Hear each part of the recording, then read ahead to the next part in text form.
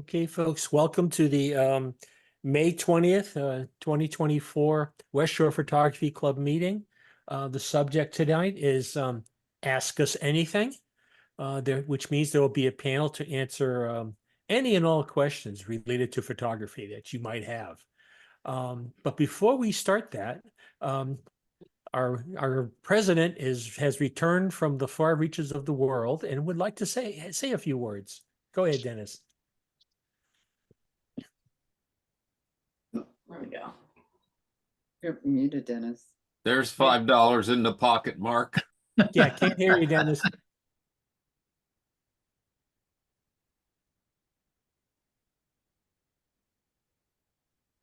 Dennis, are you there? He's there. No, still no voice. No? Your default mic will change to. How about now?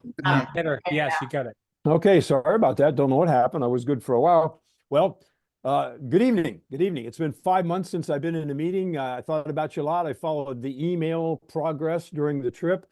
Want to let you know, if you didn't follow me on Facebook, let you know I had an amazing trip and it was photography focused.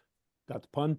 I came back with over 27,000 images, posted a lot on Facebook, and taught my iPhone photography class 4 different times while going around the world to a very appreciative crowd. So that went over very, very well. I want to thank the people that kept the ship on course while I was gone. Mark Albano for hosting the meetings and doing some other things, of course.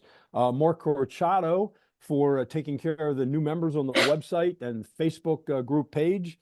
Elaine Shook for helping out with meetings and so forth. And of course, Joe for keeping things upright and running smoothly. So thank you very much. And while I was gone, I think we have, I've been gone, we had 6 new members. So I'd like to say hello to them. We have Karen and Craig Brandt, Chris Scott, Jesse Wilkie, Kelsey Mummert, David Beaver, and Aaron Beck. The last 2 just joined yesterday. So welcome, folks. It's glad to have you aboard. So Mark, back to you. All right, thank you. Before we start, well, let's talk a little bit about, get a summary of events that have taken place. Elaine, could you talk a little bit about the Hershey Garden trip that took place on April 24th? Sure. It was overall a pretty good trip. Turnout wasn't as high as I had hoped, but the weather wasn't great. It wasn't terrible either. It was unseasonably cool, but the rain held out until after we left around noonish. But the sky was beautifully overcast in that it was like a giant softbox. So the lighting was fabulous. It just kind of created a glow on a lot of the flowers and the plants outside. But one of the exciting things about this trip was the butterfly house. This year we were treated to the first shot at the newly emerged butterflies that were released just for us as we walked into the atrium. So that was real special. They were still very sedate and willing to pose for us very nicely. And it was before the crowds came in with the kids and families and whatnot. So that was a great part of the trip, but the outdoor part was very, very good as well. Great, thank you. Thank you. Eve, can you talk about the trip to Lititz? Sure. A week ago Saturday, we had a trip down to Lititz. We all met at the railroad station right on the one of the main drags in Lititz. I believe Joe said there were 17 of us, so it was a great turnout. We finally got a Saturday without rain. It was a walk around the town. It's a great town. A lot of the members posted on Facebook. I have not yet. And they are all different. Everybody's pictures, some were in stores, some were storefronts, some were houses. There was a lot to photograph. It was a good day. Mary and I stayed and ate at a little restaurant there, pretty quaint restaurant. There's a lot to take in and would definitely be a good repeat. You could go back numerous times and not photograph the same thing. Great. Thank you, Meave. Mhm. Curtis, can you talk about the last trip to Kiwanis Lake? Sure. This past Saturday, we had the Kiwanis Lake event there for feeding the chicks. It was a damp Saturday, and we had 4 brave souls, and one, me and I and Joe. We braved it out. I'd say on a side note here, these chicks are growing. There, some of them are real small. Some of them we did see emerge above the sides of the nest. But over the next few weeks, I think it's going to be very good down there. I would say somewhere around mid-June, they're going to be fledging. So they'll be walking out on the branches and taking flight for us. So if you do have an opportunity to get down there, I would say take advantage of that. Okay. Anything else? Okay. Thanks, Curtis. Welcome. And Joe, I'm now turning it over to you. Okay, for some upcoming trips, and then we'll talk a little bit about some upcoming presentations in our Monday night meetings. We have Italian Lake coming up, and that is going to be really cool. Eve or Mary, would you either of you like to talk to about Italian Lake and why we're going in the evening? Since Eve talked about Lidditz, I'll talk about Italian Lake. Yeah, it's going to be an late afternoon shoot, and it'll be a different lighting than you'd have in the morning, where you get all the glare if it's sunny and everything.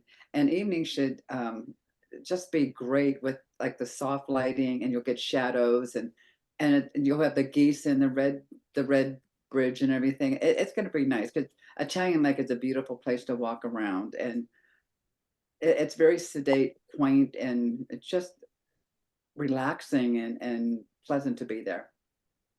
What's Great. the date on that trip, Mary? I'm sorry? What's the date for that trip? Ooh, I don't know. I don't have June it. 22nd. I think it's June 22nd. Am I right on that? Yes, June 22nd.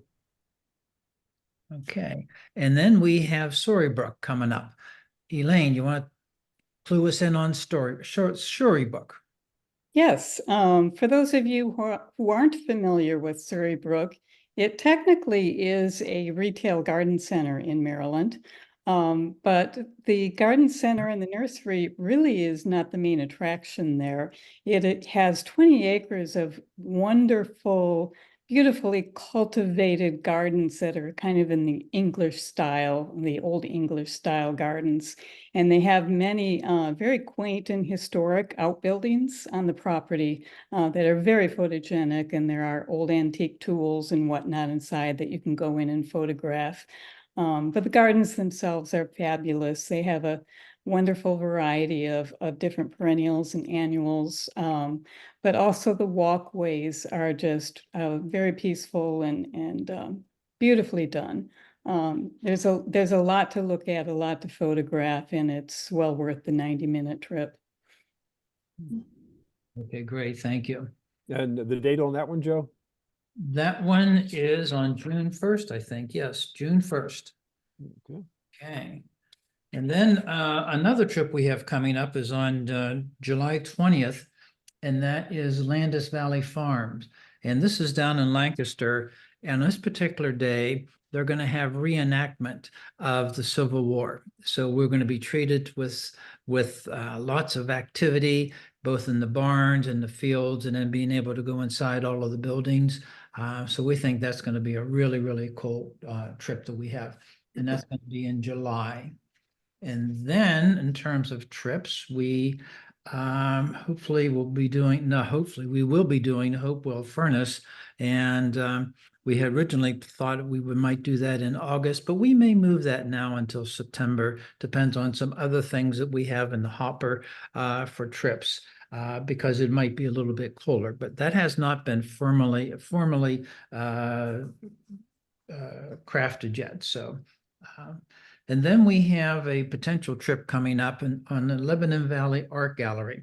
And Mike Donovan and I were talking today. We don't have a date yet, but we have to narrow that down. And it's going to be, Mike. When did we say, Mike, that might be?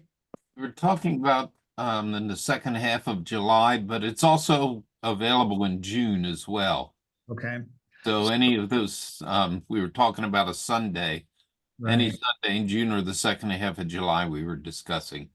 Okay, and then that is the Hudson River School, but also there's other art location, not artists on that particular trip.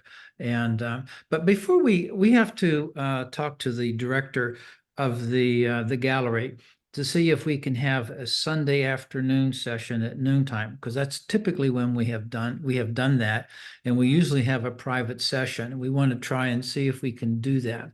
But we wanted to see if we could do a poll from the membership that we have here. How many would be interested in doing that on a Sunday afternoon for about an hour and 15 minutes, say at noontime start, to visit the gallery? And if you could, the poll is on the screen, and if you could mark that yes or no and then submit it, we would appreciate that, because we like to have a session. We don't want to have her hosting that for us and we have 5 people show up type thing. Okay. And so we like to get a feeling for that. And while that's going on, we do have a session coming up on June the 3rd.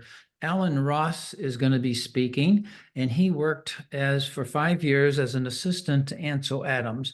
And he's going to talk about how Ansel thought about and crafted his images, as like, for instance, in Yosemite National Park.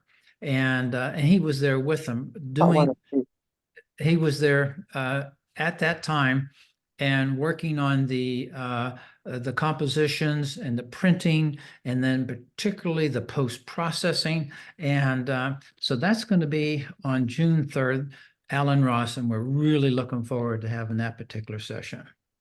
And then on June 24th, we have a session with Savannah Della Camera. And this is a lady up in the Boston area. And she's going to put on a presentation that many of our members have asked for. And that is Milky Way and Star Trail sky photography. Now, around here, we don't have the opportunity to really practice that. In those sessions that we did right around here, with the light pollution that we have and with the dirty air, it just doesn't work out. But a lot of our members are going to be taking vacation, going out west, going up like into Northeast, Acadia National Park, going to the shore, and they might want to try that. So Savannah is going to give us a very basic 101 star photography and Milky Way photography.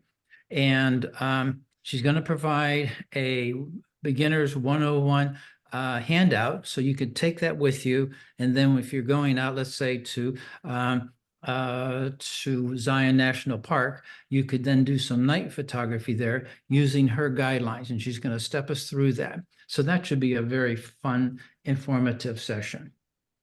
We also have Karen Cummings is going to be speaking. Karen Cummings, some of you may not know, she's a member of our club, and she is absolutely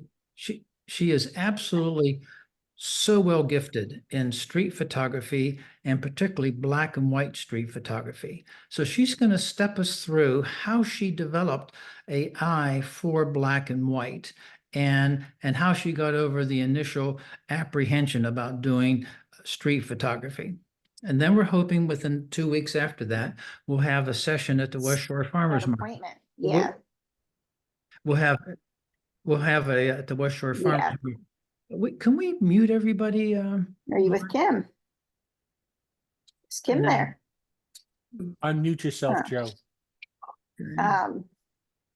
Because you're calling it. Perfect. So, we're going to try have a field trip over to the West Shore Farmers Market with their permission, and try and do some street photography to try and knock down those barriers about how do you approach somebody, and, do you have to be sneaky about it or not? So those are some of the things that we have, and there's a number of others that are in the works, but they're just not fully developed as of yet. So that is the scoop. Okay, thank you, Joe.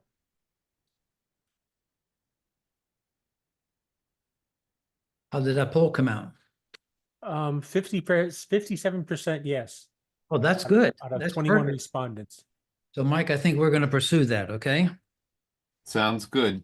And All just so right. everybody's clear, this will be paintings, drawings, non-photography. So we'll be able to learn some things about composition and color and that kind of thing.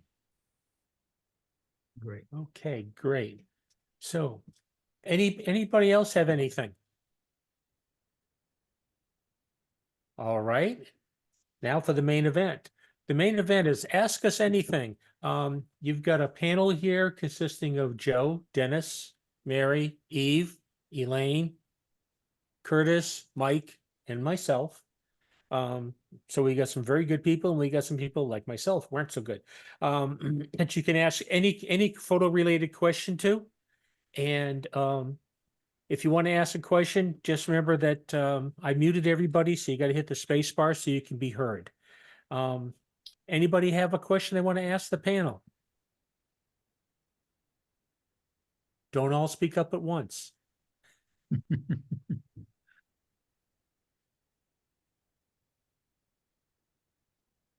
All right, Hey, I've got a couple of questions. I got a question.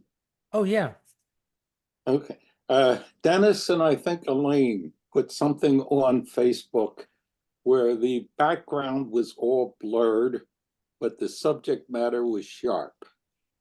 Can you tell us a little bit about it? It had a real strange name that I can't think of right off, but Dennis mentioned what the name was, and I think it was Elaine who had another shot up doing the same thing. So could somebody tell us what that is and what it's all about and how you do I'll it? defer to Elaine on that one. Go ahead. Okay, Dennis, well, you posted first, but um, the name of it is called the Adamski effect. Am I pronouncing that right, Dennis? Yes. It's a technique that was popularized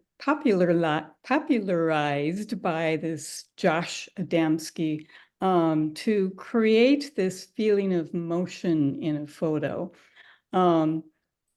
I have seen a number of different techniques for accomplishing the same look, and I think I have actually done some of this myself before I even heard of the man.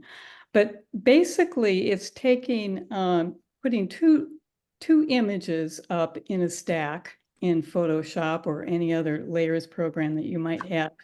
And they're duplicates of the same image, but the base layer, you use a tool that creates a motion blur, either vertically or horizontally, depending upon the subject matter. So it blurs the entire image. And then on the top layer, you will select a subject. Maybe it's a person standing in a hallway or something, or between a series of buildings, that you make him very sharp. You remove that blur. Basically, you're masking the blur from the subject.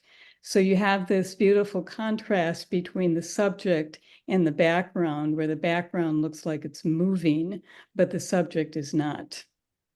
But there are a number of different ways that you can approach this. I do mine a little differently depending upon the subject matter. I might take two images of the same one and blur the bottom image, but then the top image, I will not blur, but I will lower the opacity. So you have kind of a ghost-like image superimposed on the blurred background, where you see the detail coming through sort of halfway. It's a little different approach, a different look, but there are many ways that you can do that. Thank you. Okay, just add to that a little bit. It does require the use of Photoshop because you need to use layers. And of course, Lightroom, doesn't accommodate layers, at least yet. So it's not a complicated process, but you do need to learn how to use layers and do some layer masking. Thanks for asking, Dave. Oh, thank you.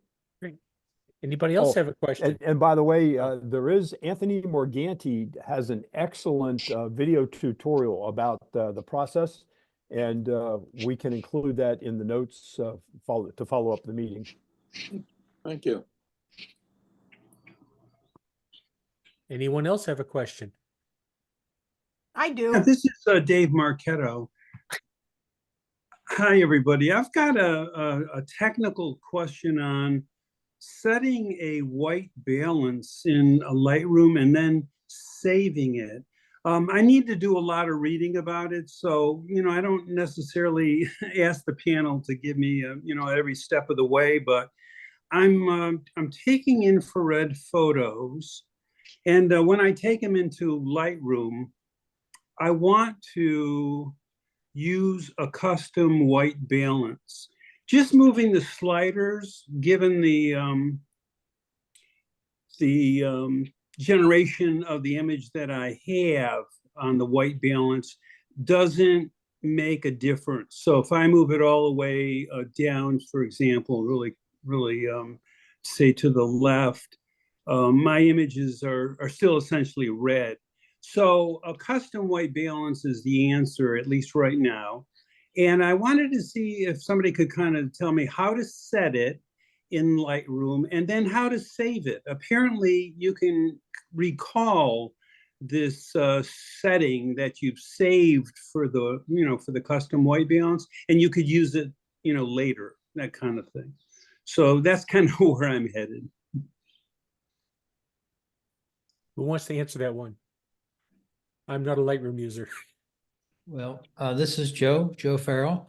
I also shoot quite a bit of infrared, but I don't use the color version that the wavelength that generates in color. I have mine all black and white, but when you So do I, not to interrupt, Joe, but Huh? so do I. I have the 720 filter.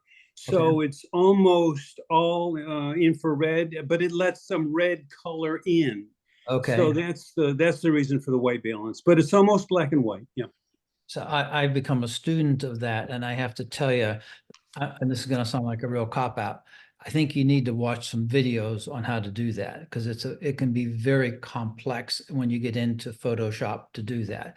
Probably one of the more difficult things you can do in Photoshop to be able to process those when you're using a filter like that, or when you have some form of color into the image. I mean, I couldn't begin to tell you how to do it. I watch a video every time I do it just to see. So that's and maybe my question then, Joe, that's fair enough. Can you is it common to save settings, whether it's a white balance or a saturation setting or whatever, kind of like maybe a preset? Is that what people might do in Lightroom, and then save it as a setting, whatever it is, and then recall it? Or maybe is it better to just, like you say, kind of watch the videos and take it from scratch? anybody want to comment on that, on the presets in Lightroom? Yeah, I've looked into that a little bit. I think Dave Stauffer has too. Dave, you can comment then. But Dave, the question for you is, as an end result, do you want an infrared image that's black and white, or one that's false color? Absolutely black and white. And Dennis, I want to keep as much of my raw file information as possible. So if I kind of maybe cop out and switch it to black and white, I think I lose, a lot of the raw file data, if I just, make it a black and white. So anyway, that's where I'm going. That's exactly what you want to do. If white balance is irrelevant, if your end result is a black and white image, so you simply convert your or your color infrared to black and white. Now, if you wanted to end up with a false color, like those purplish bluish skies, Right, yeah. That's a whole different ball game, and it's much more complicated. But there's a guy, and I'm Rob somebody die or something. I have one of his books that explains this whole process. And if you want to get into false color, then it's a matter of downloading some special presets, and he sells them, of course. But they're a little tricky to create on your own. But you can download and save these presets that you use then to adjust the white balance if you're working with color images. Well, that's Dave very Stauffer, helpful. does Dave Stauffer, you want to comment?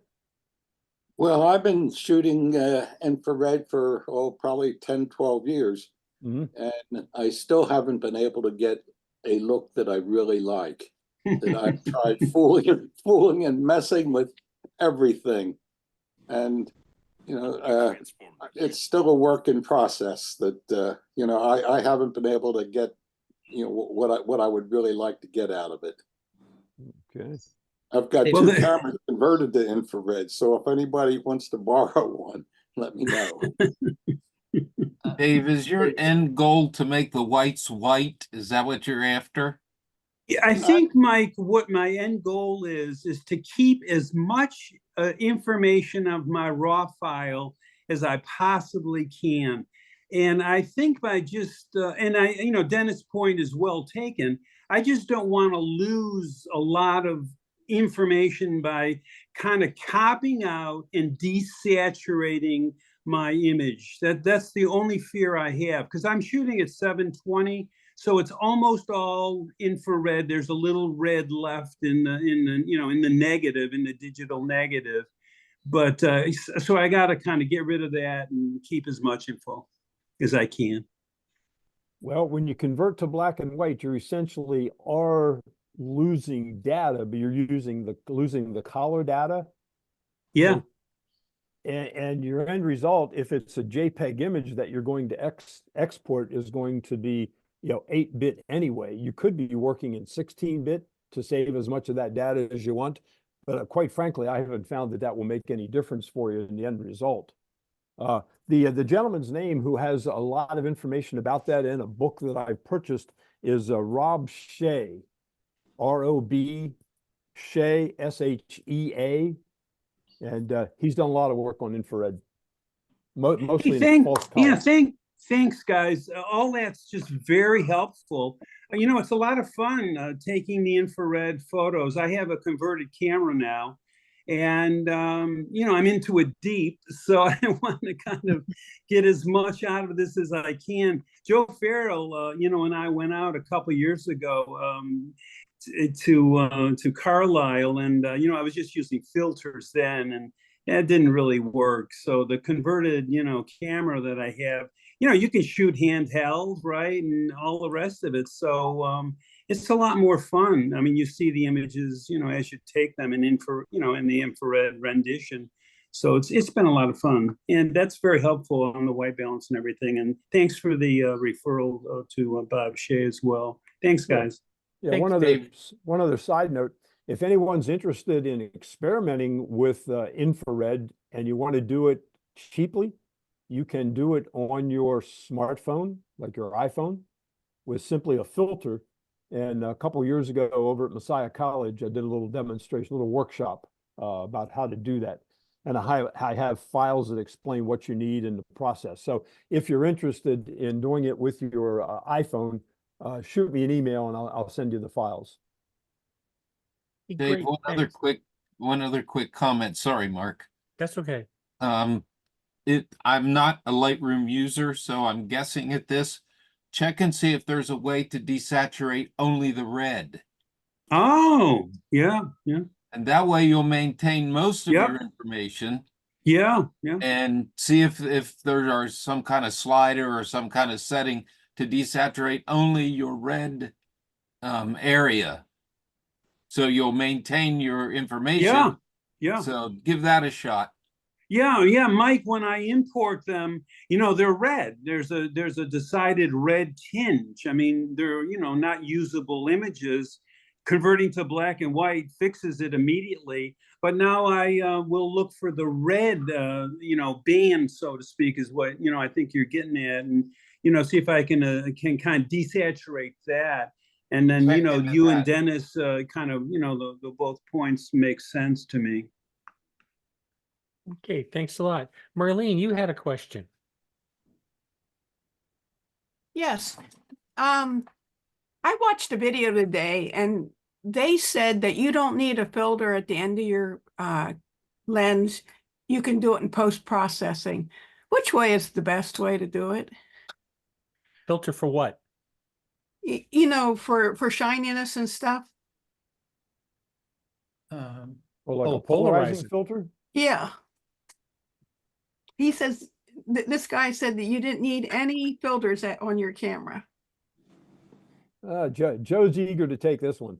Yeah, this one is my pet peeve. That is in my view, that the only two filters you need, in my opinion, are a polarizer, and by far you need a polarizer.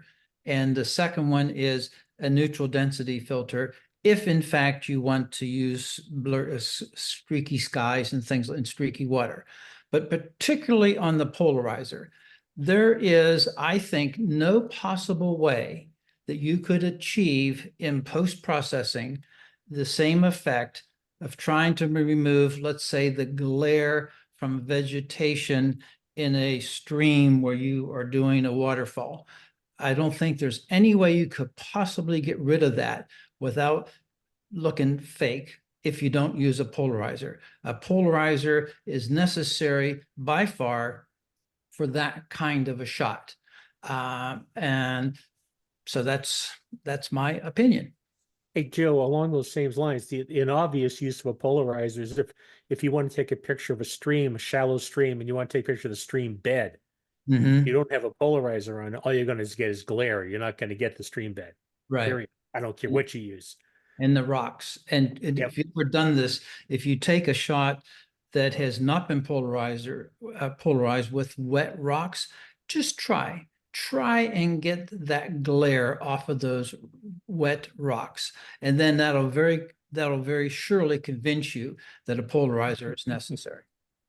Yeah, I was taught that was necessary, but this guy said differently, and I just thought I'd ask. What was it, a YouTube video? It was actually Scott Kelby. Oh, okay. Yeah. Well, actually, back in the day, you would carry a collection of filters, even for black and white, because a red filter over the front of your lens would create one effect in black and white photography. A yellow filter would create something else, a green one something else. Those aren't necessary anymore because there's sliders that say like A24, which is what one of the filters used to be.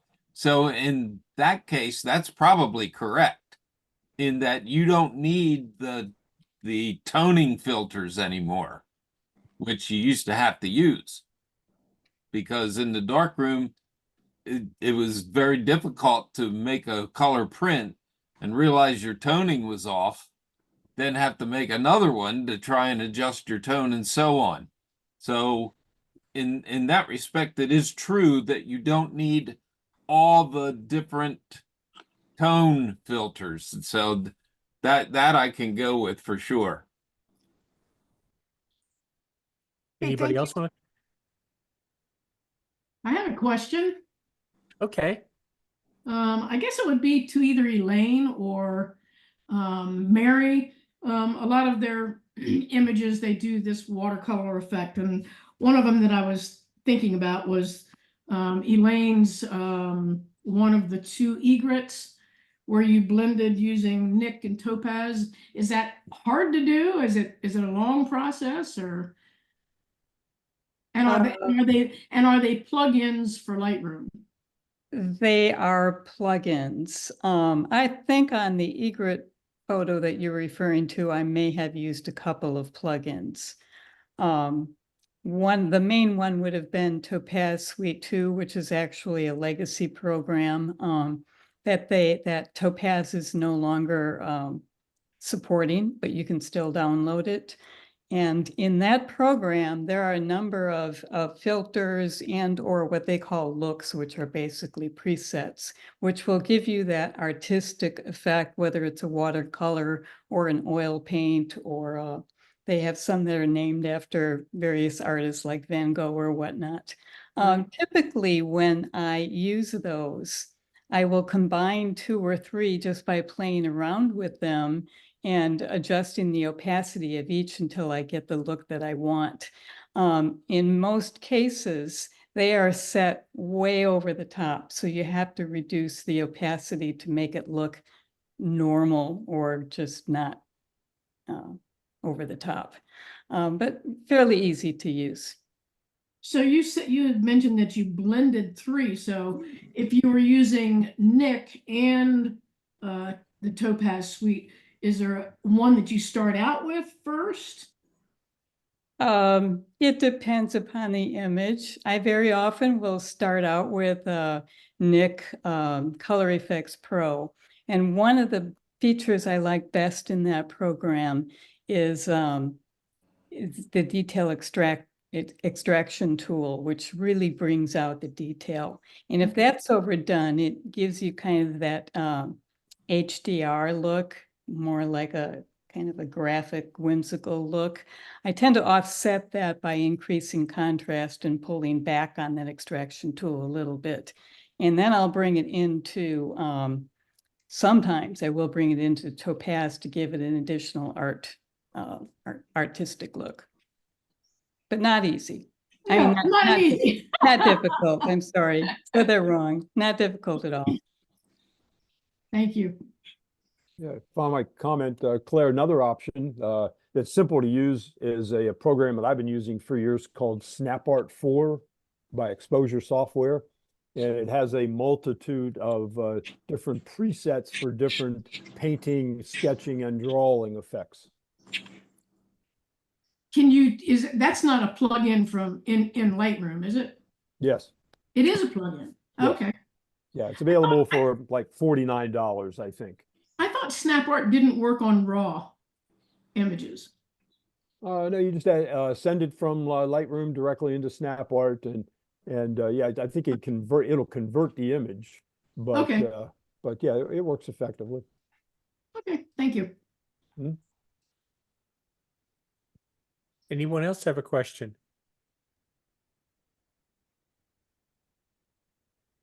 There's something else that can affect how your layers look is once you want to put a texture on it or something like that, there's a list called blend modes or blending modes. And if you have that in your software, there's a whole drop-down menu, and every one of those will create a different look with your texture or whatever your preset might be. Sometimes it'll completely disappear and other times it'll be faded. And so if you have a list called blend modes, check that out too, along with your other options. So you have like combining the 3 things that were already mentioned, you have a million choices. Yeah. Too many probably sometimes. Yes. I have a question, Okay. and I would like to ask the panel, over the last, say, 5 years, 3 years, has your use of a tripod diminished significantly or somewhat? And if so, why has that happened? Well, let me start. My use of a tripod's gone up.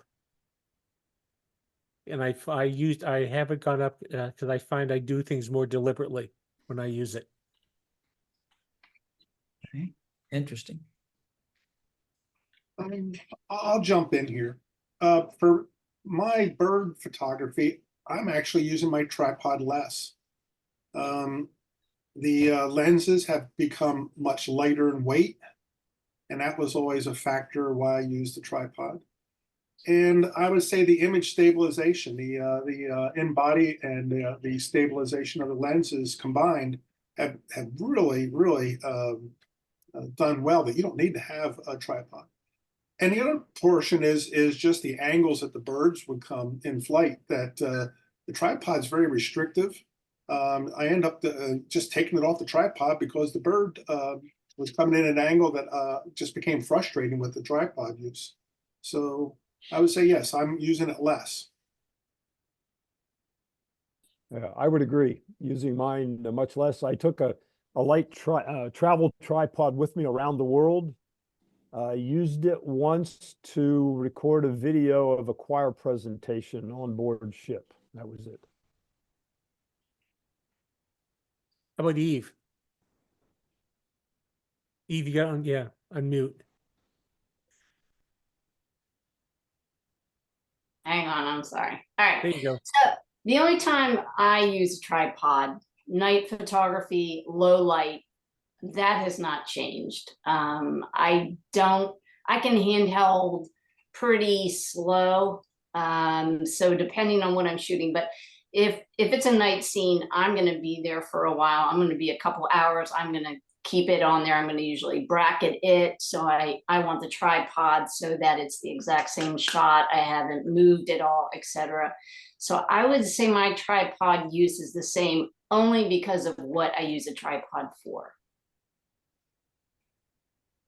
Anybody else want to comment? I do. A follow-up question. Oh, hold on. Go ahead, Elaine.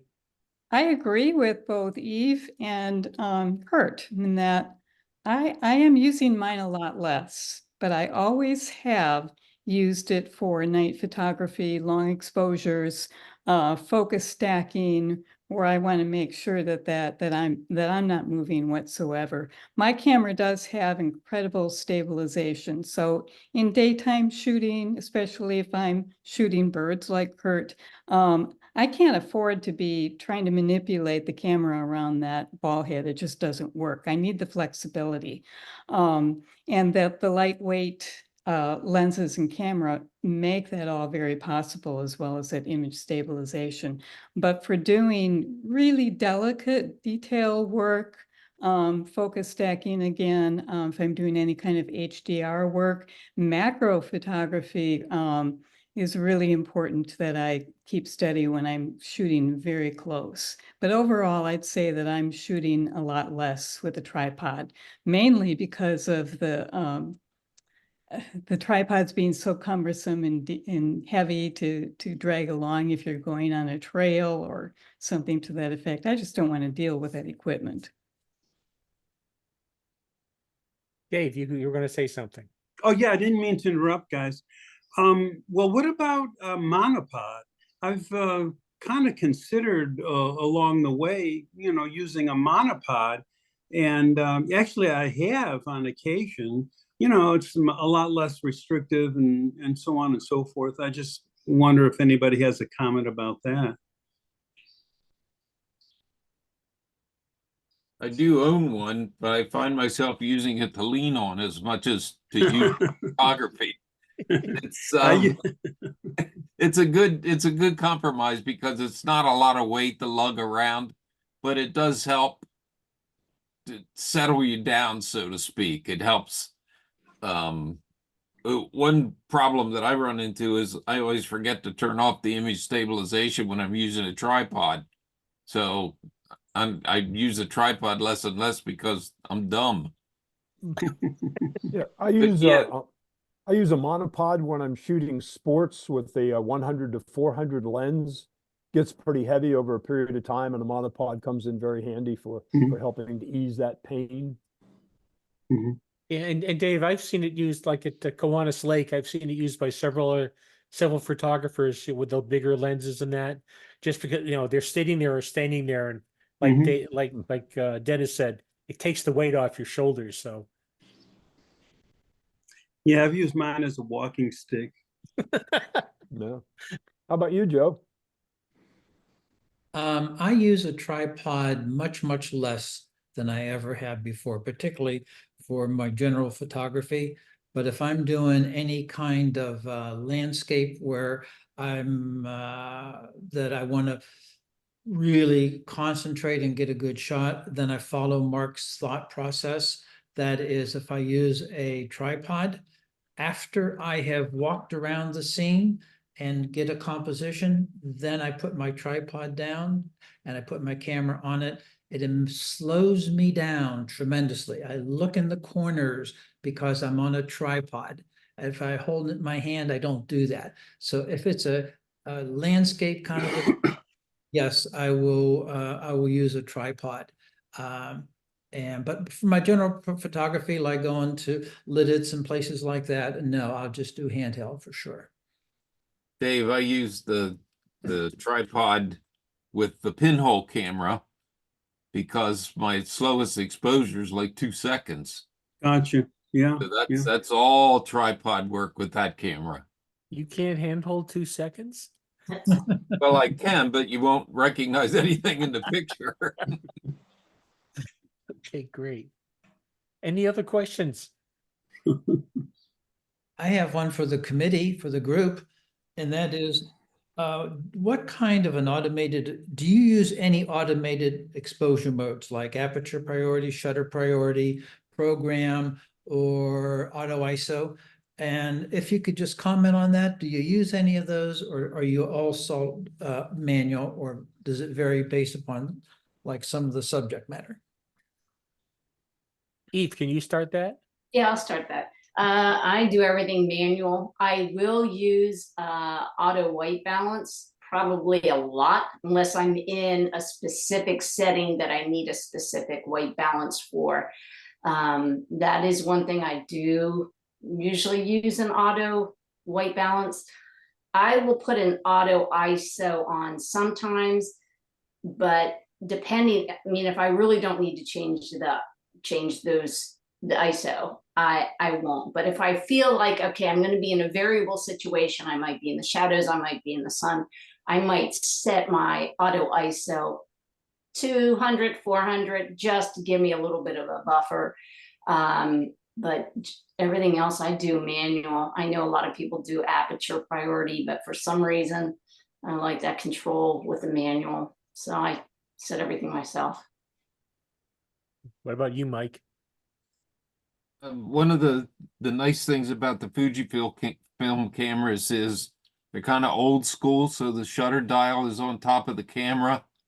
The f-stop is on the lens, and the ISO is on a dial. So everything's on top of the camera. And the other beautiful thing is when I make a change, it's like live view all the time.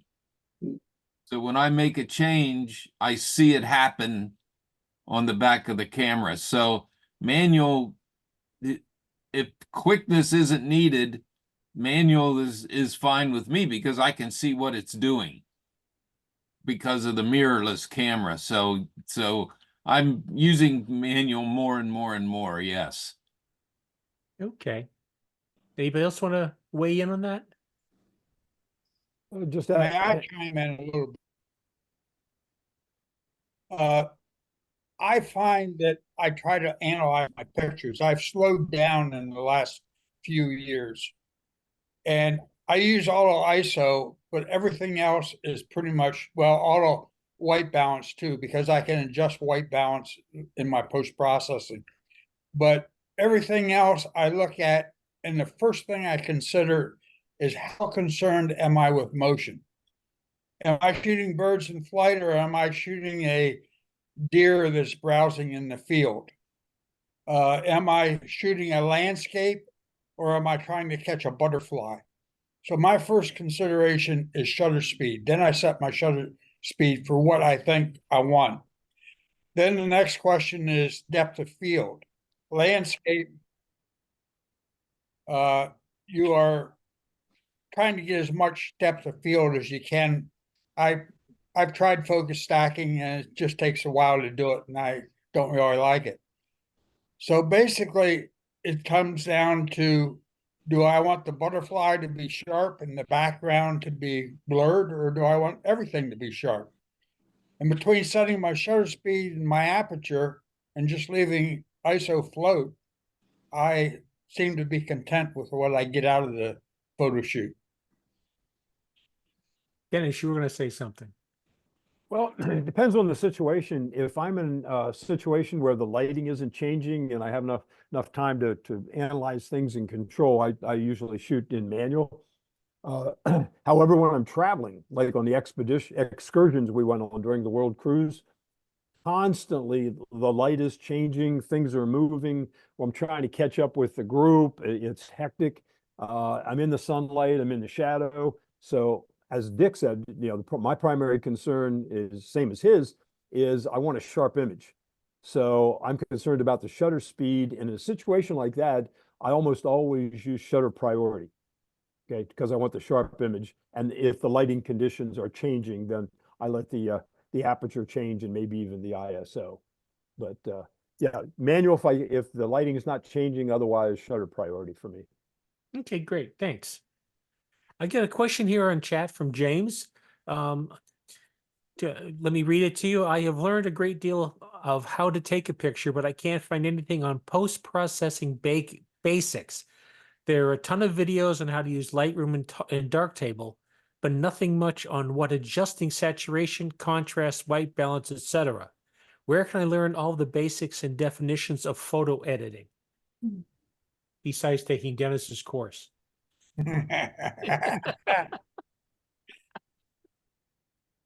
Thank you, Mark. Okay.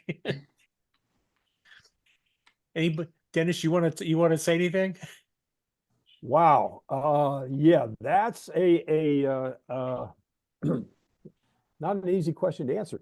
It's just a matter of starting somewhere, watching YouTube videos, reading, sitting down beside somebody else who has a good workflow.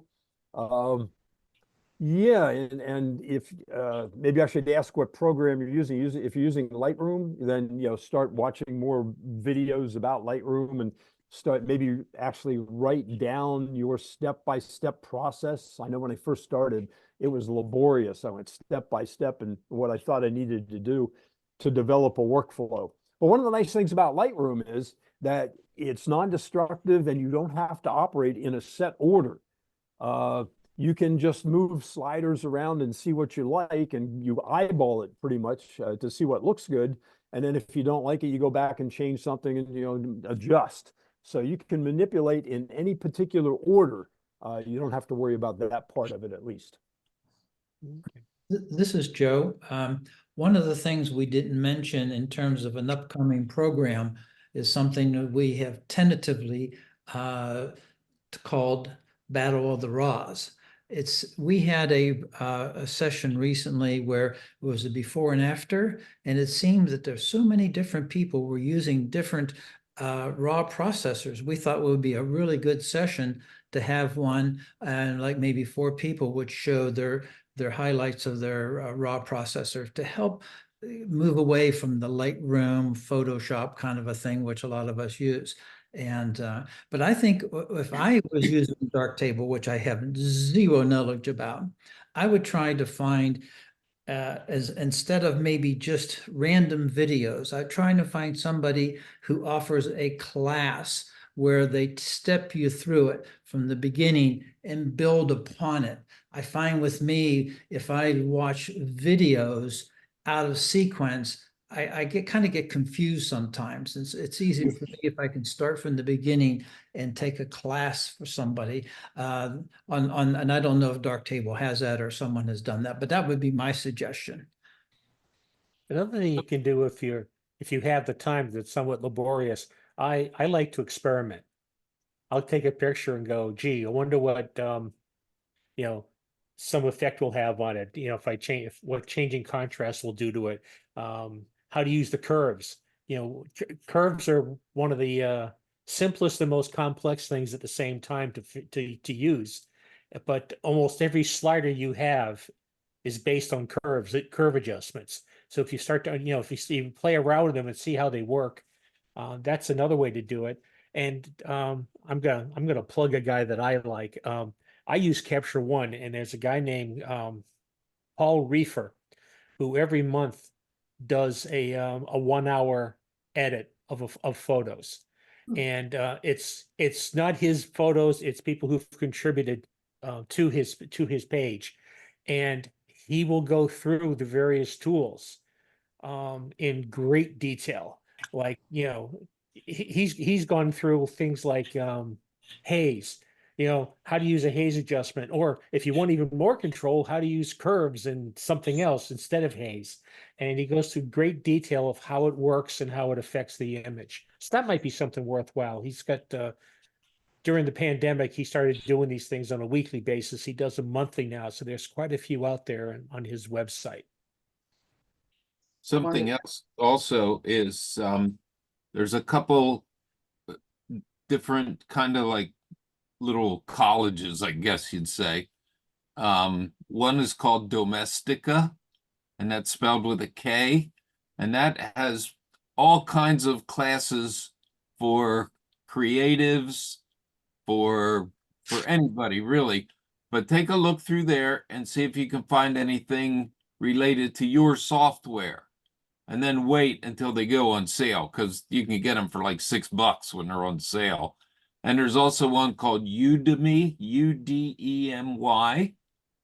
That is also a pay to play, but like I said, wait till they're on sale and they're cheap. And if you can find one that matches the software you use, that's what they do, step by step by step, lesson by lesson by lesson, 8 minutes at a pop, 15 minutes at a pop, and so on. So check those two places too, depending on your software. Domestika is Domestika, and the other one is Udemy. And there's all kinds, like there's watercolor classes on it, all kinds of things. So check that out too. This is Joe. I'll make one last little comment here. When Alan Ross has his presentation, he will be talking about not the nuts and bolts of what dials and buttons you turn in your software, but rather how do you want it to look and how do you want it to be perceived? How does it best reflect your vision? And he offers classes one-on-one via Zoom, where he actually will take you through that process. And sometimes that can be very helpful, where you could say, wait a minute, stop. I don't understand that. That's just my comment. Okay, and to add to that, yeah, James, I do the same as Mark indicated. I teach classes at the Mechanicsburg Arts Center and Calc in Carlisle, and I also offer private sessions. So if you think you might be interested, just shoot me an email and I'll let you know what services I can offer. Okay, any other questions? Some stuff on chat, Mark, too. Yeah, the only one I've seen so far is the one from Jim. Unless I'm missing something. I think you probably have answered them. I can tell that you have done that. Okay. I have a question for the group. What, and this is for Mary Fox, actually, not for me. What criteria would make you change a color photo to black and white? Was from me for someone else, though, Okay. Yeah. A friend of mine has this problem. Okay. Asking for a friend. Do you want to comment on it, Mike? Start. Actually, I had clicked the wrong button and it disappeared for a minute.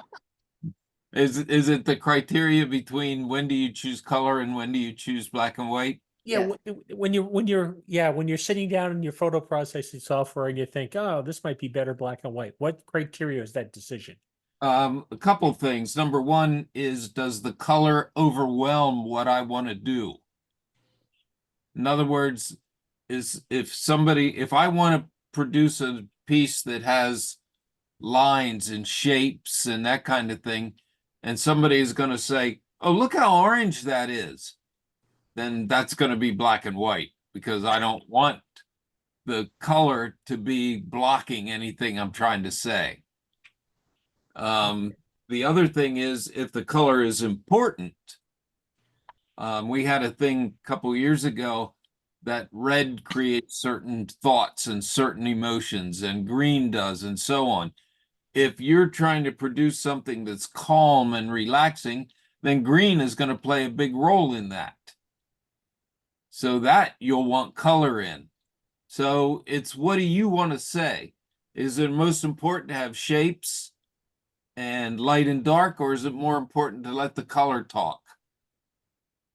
Okay. Elaine, do you have any comment on this? I also agree with Mike in that I think color distracts from shape and form. So if shape and form is what you're after, and that's very frequently the case in a lot of images, or if contrast is what you're after, color can distract from that. But also, and even more importantly in my mind, color can distract from the emotion of an image, especially in people portraits or interaction with 2 different or 3 different people. I think emotion comes out much better in black and white without the distraction of color. Eve, do you have any input? I have to agree with Elaine on the emotion with the with people. Definitely a black and white. It allows you to really concentrate on the forms of the people versus, oh, look, they have a red shirt on or whatever, have fill that in. I also tend to like black and white when I really want to pop the texture on something. Sometimes that black and white is just it. The contrast you can add with that really can show some detail in some black and white. But every picture, I shoot everything in color. I put it in, I save it as raw that way. And then as I analyze it, I guess I would say, is how I really know. Sometimes I do both. Sometimes I do it in a color and like that, and then play with it in black and white and like that. So each picture is on its own evaluation, I guess. Joe, you got any comment on that? The other thing I've done is, if I'm debating about whether it's a color black and white, I'll go to my profile in the viewfinder in my mirrorless camera, and I'll set it to black and white, even though it's recording in color, but it'll flip it. I'll see it in black and white. And then if I find, let me just try that differently, I might go back to the profile of color, and I'll do that right at the point of where I'm photographing. And that helps me educate me on terms of how to see more in black and white when I can do it right there in the scene and do that. And I flip it through the profile of my camera. Okay, Dennis? I agree with everything that's said. Nothing to add. Okay. I've got a follow-up question then. How about deliberately shooting for black and white? What's the criteria you use then? I'm going to start with Mike again. He looks like he's thinking. That would be, where am I going? And by that, I mean, if I'm going to be photographing Devil's Den on the Gettysburg battlefield, that'll be black and white. Because that's all about texture and shape and so on. If I'm going to photograph the circus, that will be a lot of color because the circus is colorful. So depending on where I'm going to go, what I'm going to be after, that's what'll determine. Now, I have to say, I very seldom set to black and white because it's just an easy click later, which is kind of lazy, I know, but that's how it works. So if you're deciding first whether to set up for black and white or not, think about what it is you're going to shoot and why. Is it in the fall and you want the leaves? Well, then you want color. Is it the waterfall and the rocks? Give black and white a shot. Like the picture that's behind you, that's all about shape. So black and white is perfect. Okay, let me put my 2 cents in here on this one, is that I do both things. I get a picture back and look at it and say, yeah, it'd be better in color, or it'd be better in black and white, and process it that way. But there are times when I'm out in the field and I look at an image and go, this one is going to be in black and white. And I just know it. There's obvious ones like the steam locomotives at Willows Grove, black and silver. That's black and white. But there's been times when I've done some flower photography, and it's like, yeah, it's the shape, not the color that counts. Or the light's hitting it just right where I'm getting the highlights right where you want them in the image as I'm taking it. And that's when I go, okay, this one's going to be black and white. Yeah, just Elaine, do you have any almost- comment on this? I'm pretty much the same way.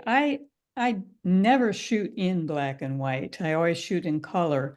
And there are times when I go out and I see a scene and I know that it's going to be in black and white. There just is no 2 ways about it. But it doesn't affect the way that I shoot it, because I know that I can accomplish whatever I need to accomplish to make a really impactful black and white image in post. And usually that's with contrast and with light values. It just doesn't change the way I'm going to shoot it. So I don't go out intentionally and set my camera based on the fact that I know that particular image is going to be black and white.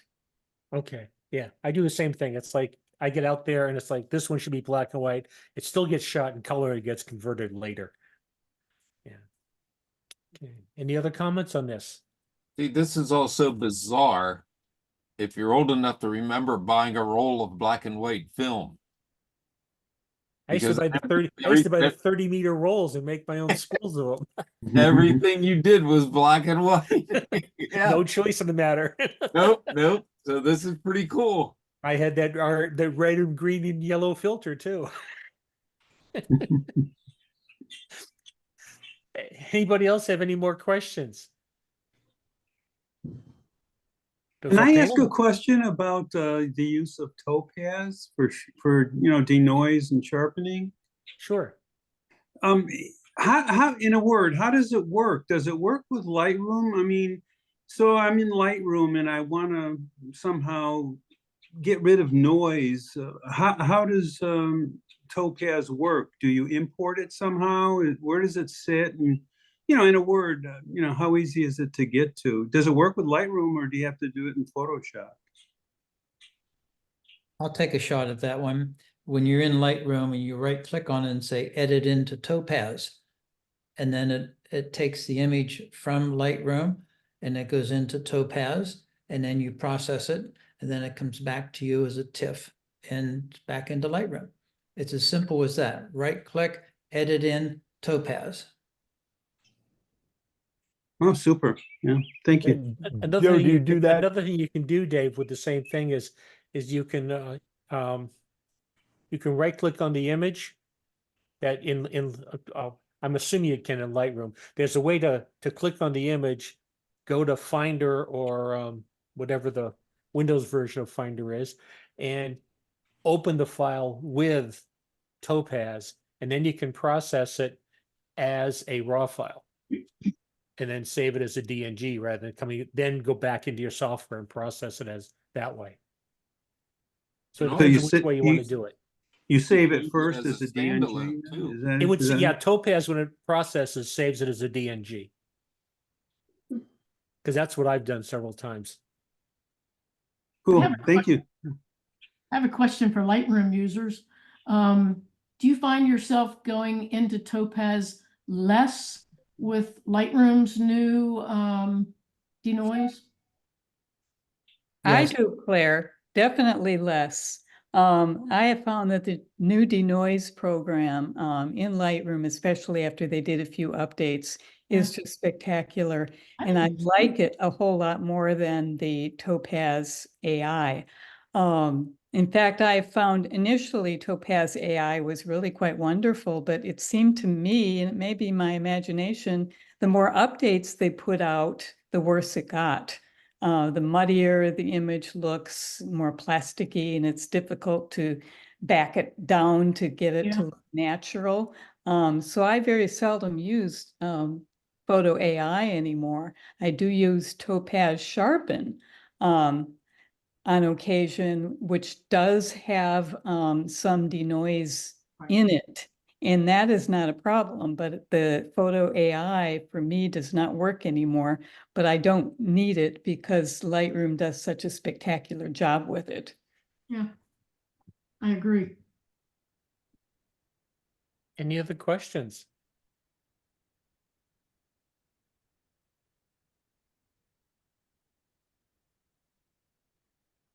I've got a question. For those of you who have developed a style, shall we say, I'm looking mostly at Eve and Mike here. How did you go about the style? Did you keep records of what you were doing and found a consistency and then standardized on it, or was it just happenstance? Well, that's a good question. I tend to edit very similarly in every photo I edit. I do the same. I use Lightroom to cull it down to do basics. I'm a Photoshopaholic, I guess. So I do my basics on Lightroom, and then I take it into Photoshop, and I always do a duplicate layer. I always do a curves layer. So it might be a lot of my editing I mean, I do tend to see a lot of diversity in the world, so I don't know that I shoot in a certain style, but I may edit in a certain style, and it That's might more what be- I'm talking about is Yeah, editing, okay, okay, yeah. I have my favorites, curves, absolutely love, and you know, I love to play with the opacity, and I think it was Mike that mentioned the blending modes. I play with those a lot. If you're going to even do on the curves, for instance, if you do a curves on something and it sometimes increases the saturation of a photo, if you've ever noticed, if you do it in a normal blending mode in Photoshop. If you drop it down to just the luminance, that it's just doing the curves on luminance, it tends to back off that oversaturation, things like that. So I think it's probably the way I process. I tend to get it narrowed into the same concept, maybe. Okay. Mike?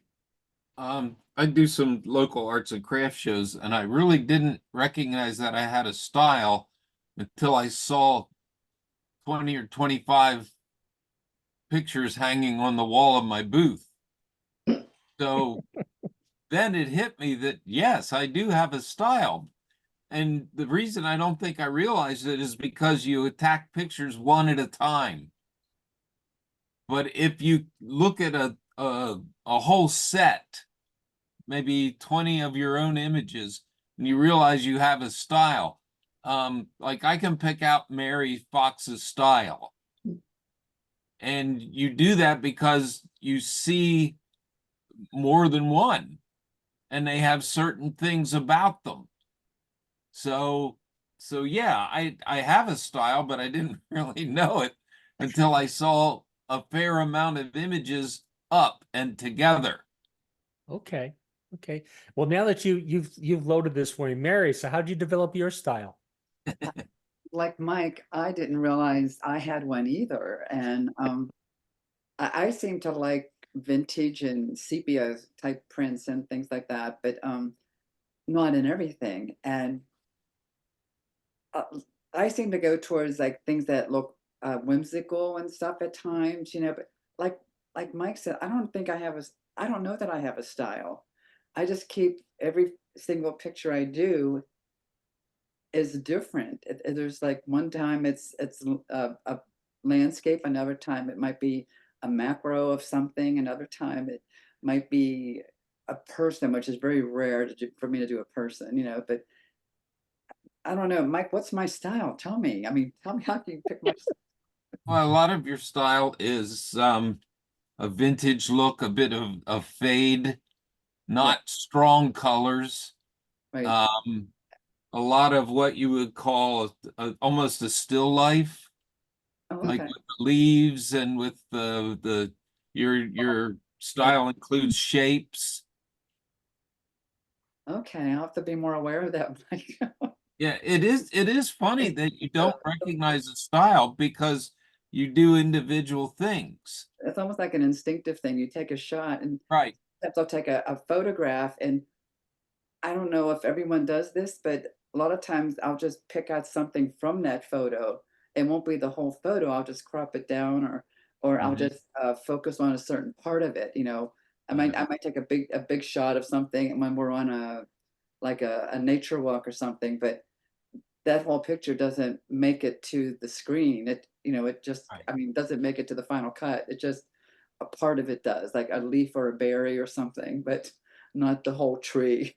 Yeah. Well, my style's more of a composition style, I think. And if any of you saw my pictures of the egrets on Facebook, you recognize my styles, especially the out of focus ones behind the fountain, and you recognize that style, I'm sure. Yeah, they were hilarious, Mike. I have a question for Mary regarding her. Mary, you do seem to have a good many vintage look to a lot of your images. Do you do all of that in Lightroom, or do you use Snap Art, or? A lot of time what I do is it's mostly in Lightroom, because what I do sometimes is I will get the picture I want and I will, you know, crop and brighten whatever I'm doing. And I oh gosh, I don't have it in my head. I'll up, I'll, you know, the haze button. What's right above the dehaze button, guys? I'm on my, Clarity, yes, clarity. I, on certain pictures, I will up the clarity to 100%, and then I'll reverse the dehaze, which gives you that whimsical look. Okay. So it doesn't work with every photograph, but that's what I do. You know, you get it the way you want it, and to get that whimsical look or that ethereal look, I lower the dehaze. Okay. Instead of like making it sharper, I make it fades out, but I up the contrast first. Yeah. Thank you. You're welcome. Anybody else want to chime in on style? Well, just a little comment. I think of style as consistency.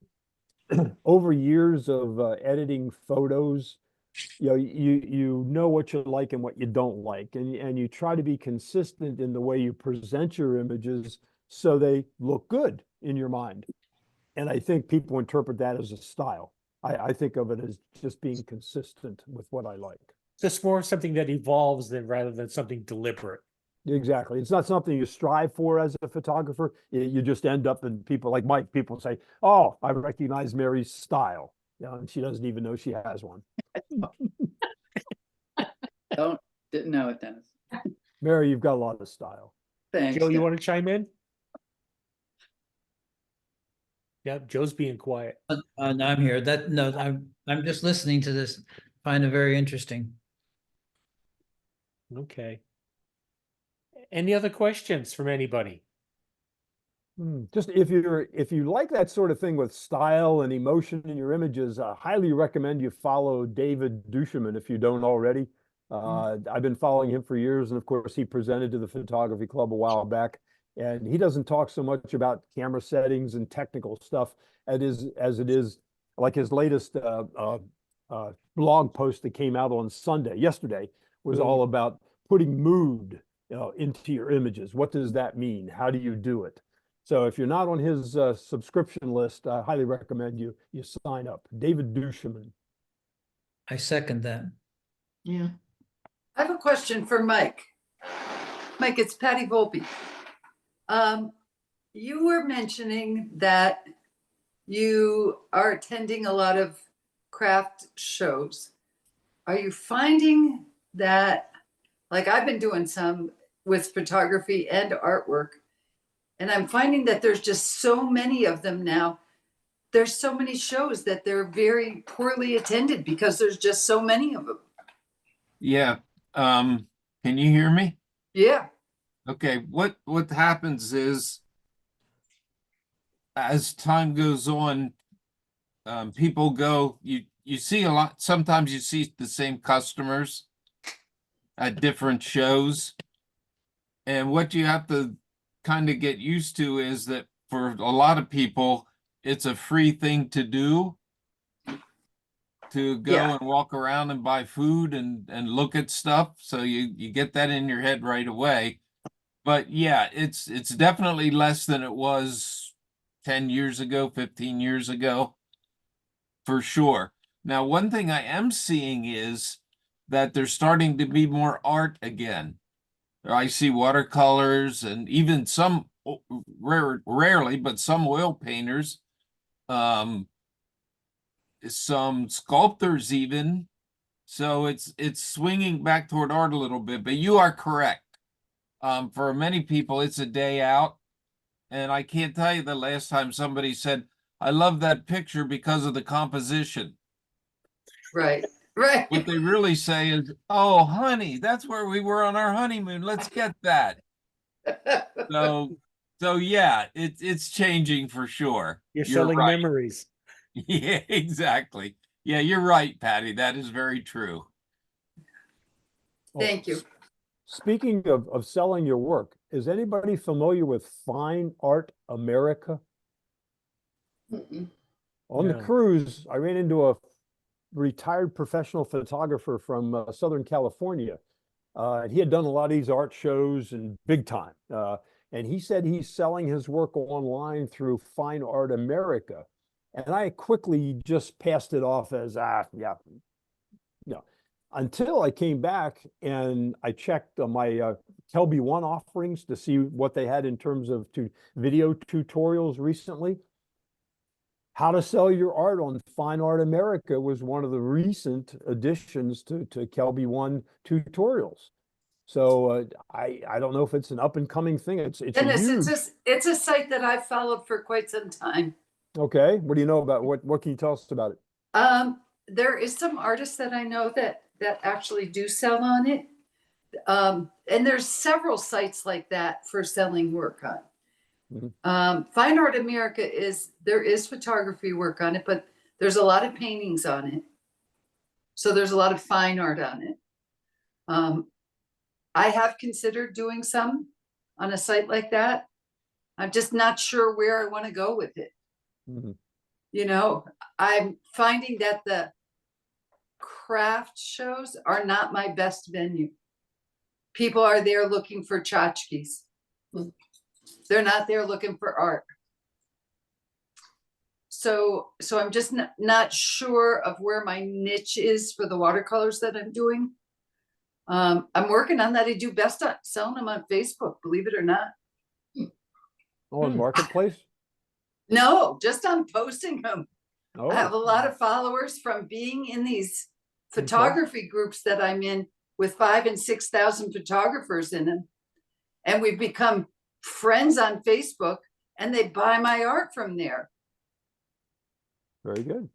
Yeah, it's probably where I sell the most.